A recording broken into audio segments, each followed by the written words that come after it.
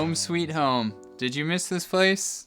I actually kinda did. So, as many of you will know who've been following along for the past month, I did my first ever work/travel experience, and it gave me a little bit of a taste of what it's like to be a digital nomad. And now, obviously, I would like to talk about it. But here's a forewarning.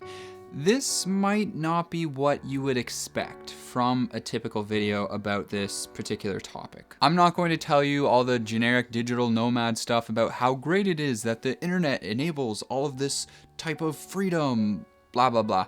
You know all of that. I mean, it's cool, obviously, right? Like it is cool to do. It's much more interesting than working in your normal standard environment. You don't need me to tell you that, and that's not what I'm going to talk about for the next 10 minutes or so. So, what will I be talking about in this video then?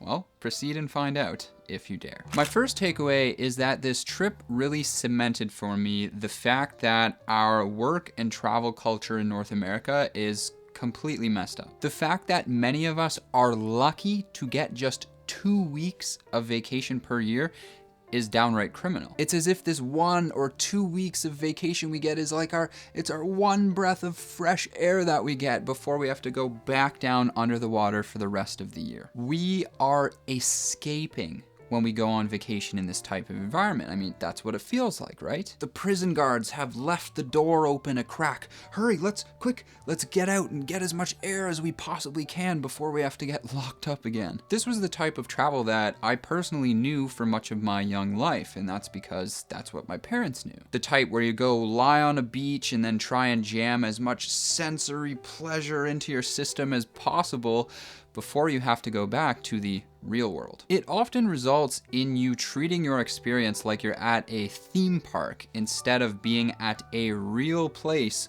on planet Earth that's just in a different location than your own. And it's such a shame. Why is it that taking time away from work is so taboo over here? Everyone is constantly just hyperventilating. Hustle, grind, chop up your content, put it into a million different reels. Shove it down their throats. Make Instagram a cesspool of garbage. Hyperventilate. More. Hey, it's me, Chef Tony. Let's give Steve a few minutes to calm down a little bit while I show you how to cook a nice lasagna. When I was last on the show, I showed you guys how to cook a beautiful sauce. Now today we will be using that sauce to cook the lasagna. But before I show you that, today's appearance by Chef Tony is brought to you by Neo. If you've been watching Chef Tony or Steve for a while, then you know how much we love Neo. They are a financial services company which offers a great no-fee high cash back credit card which I have been using for almost 1 year now. On top of that, they have a money account which you can deposit your money in and earn 2.25% interest with no fees, unlimited and free e-transfers, completely backed by CDIC insurance.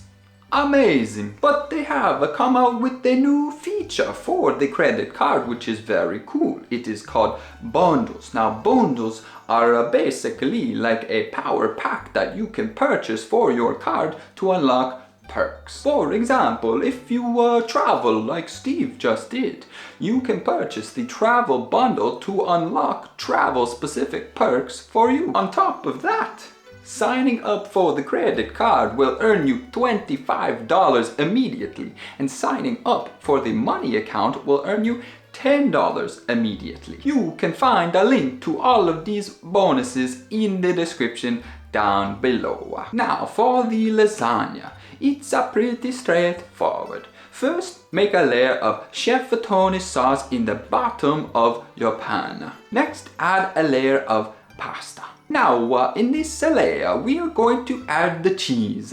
I use a ricotta and parmesan blend that is beautiful. And we simply continue layering like this until you have a big Italian brick in front of you. For the top layer, you may want to incorporate mozzarella as well. Then we bake at 375 degrees Celsius for about 50 minutes. Once you pull that sweet lasagna out of the oven and you go to serve it to your family, guests, whoever, you can finesse the plating of the lasagna by adding a layer of olive oil and sauce to the plate before you put the lasagna on. And there you have it. Fantastico.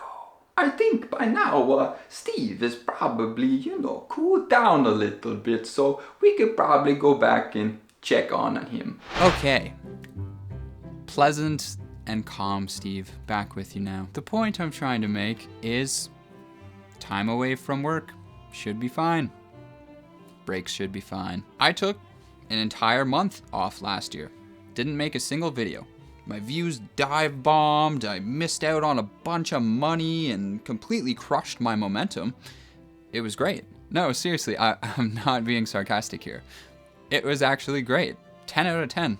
I'd recommend and would do it again. Of course, don't get me wrong. In the beginning of building something, this would be a big no-no. In my opinion, it takes a ton of work to really get a ball rolling. It's super fun to have a highly pressurized period to just go hard and grind in. So much growth and development happens in there. But I don't know why you'd want to perpetually be in that state. I certainly don't. And 2 weeks out of 52 is certainly not balanced. I mean, just look outside your window. Notice anything different? It's not summer anymore. Nature is cyclical for a reason, and we are part of nature. So that was a bit all over the place, but that is basically point number 1. Vacation and real life, they are one and the same thing. But North American work culture tricks you into treating your time off like a prison break. Very bad. One of the single best things I think you can do when traveling is make sure that it is you who is running the script inside of your head. Life is full of these funnels designed to capture as many people as possible. Attention funnels, click funnels, money funnels, you name it. They're specifically designed to offer you an easy way towards the perceived path of least resistance. And when it comes to traveling, the most obvious form of these are tourist traps. Tours, travel agencies, commonly known must-see places. What do all of these things have in common? They're usually pretty underwhelming, right? Why is that the case?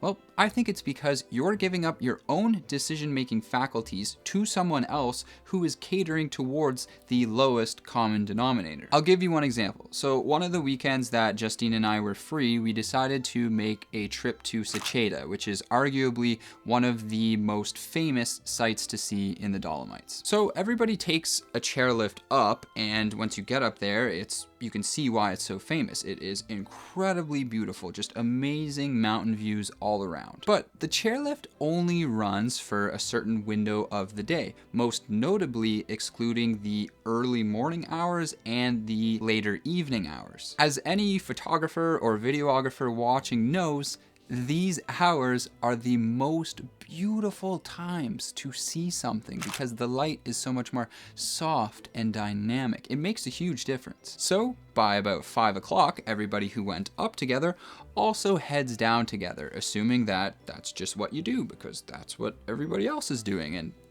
they don't really think about it. But if you do a little bit of looking into it, there are other ways to stay up on that mountain, and just like that, you have the whole place virtually to yourself at the most beautiful time of day. It's a view that most people won't see because they think what most people do is what you should do. 30 days as a digital nomad, my version. Now, get out of here and get back to work.